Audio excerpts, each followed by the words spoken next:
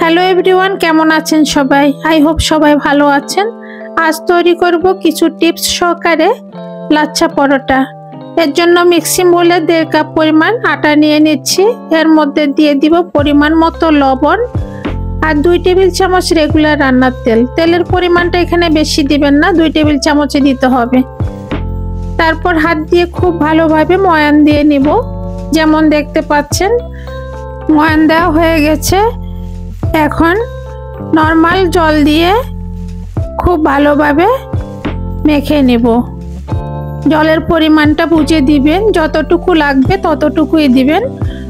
খুব শক্ত হবে না, আবার খুব বেশি নরমও হবে না। ডোটা একটু সফট হবে, বেশি শক্ত করলে আবার বেলা যাবে না, বেলতে অসুবিধা হবে।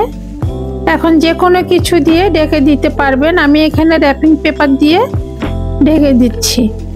র্যাপিং পেপার দিয়ে যে ঢাকতে হবে এমনটা না, যে কোনো কিছু দিয়ে পারবেন। আমার কাছে আছে তাই আমি ঢেকে দিচ্ছি। 10 মিনিটের জন্য ঢেকে রেখে দিচ্ছি। এর পাকে আমরা একটা ব্যাটার তৈরি করে নিব। পরোটা বানানোর জন্য 2 টেবিল চামচ তেল আর 1 টেবিল চামচ কর্নফ্লাওয়ার দিয়ে ব্যাটারটা তৈরি করে এক সাইডে রেখে দিব।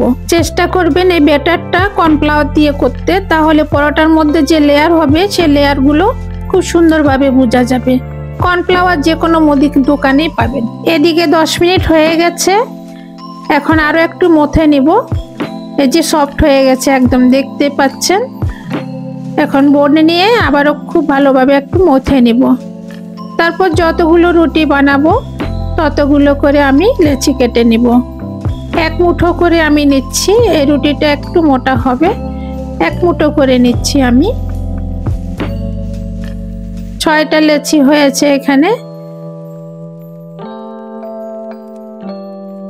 তার উপরে আটা ছড়িয়ে রুটি বানিয়ে নিব। রুটিটা আমরা সাধারণ যেমন রুটি খাই তেমনই হবে, কিন্তু সাইজে একটু বড় হবে। একটু বড় করে বানাতে হবে। খুব একদম পাতলাও হবে না, আবার মোটাও হবে না। এরকম লম্বাটে করে একটু বড় করে বেলতে হবে। এই যে রুটির পুরুত্বটা এরকম হবে। তার উপরে তৈরি করা ব্যাটারটা দিয়ে দিব। এই ব্যাটারের জন্যই কিন্তু কর্নফ্লাওয়ারের যে ব্যাটারটা তৈরি করে রেখেছি এটার জন্যই কিন্তু লেয়ার হবে। পুরো রুটিতে এভাবে হাত দিয়ে ছড়িয়ে দিতে হবে। যেমনটা দেখতে পাচ্ছেন ঠিক তেমন করে দিবেন, এভাবেই দিতে হবে। তারপর এরকম একটা পিজ্জা কাটার দিয়ে এভাবে চিকন চিকন করে লম্বা করে কেটে নিতে হবে।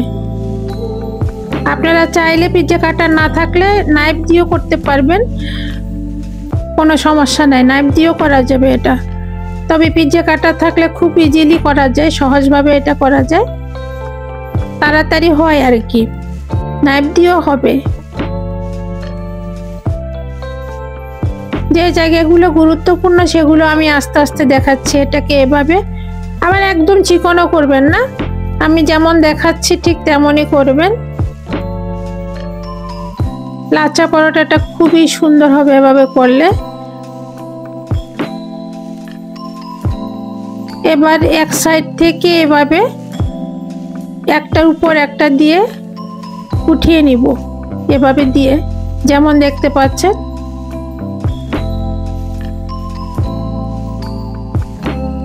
খুব সহজে এভাবে উঠে আসবে।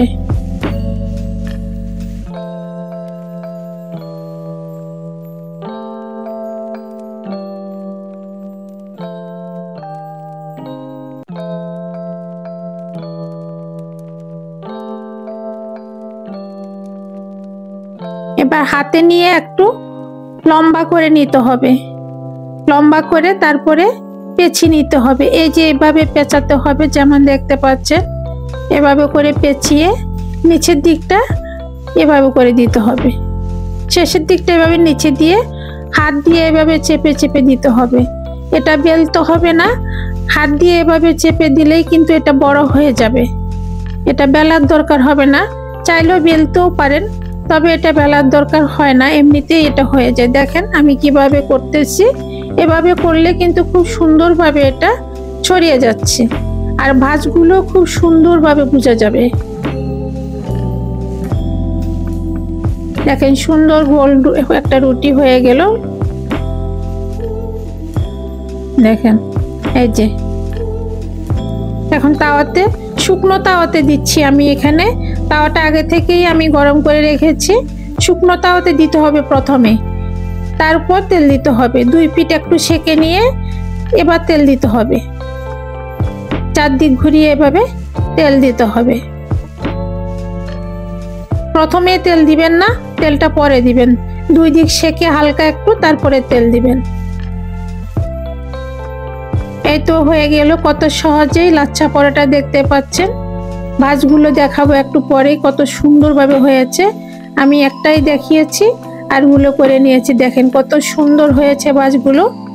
এই যে সব লেয়ারগুলো বোঝা যাচ্ছে, একটার পর একটা লেয়ারগুলো বোঝা যাচ্ছে।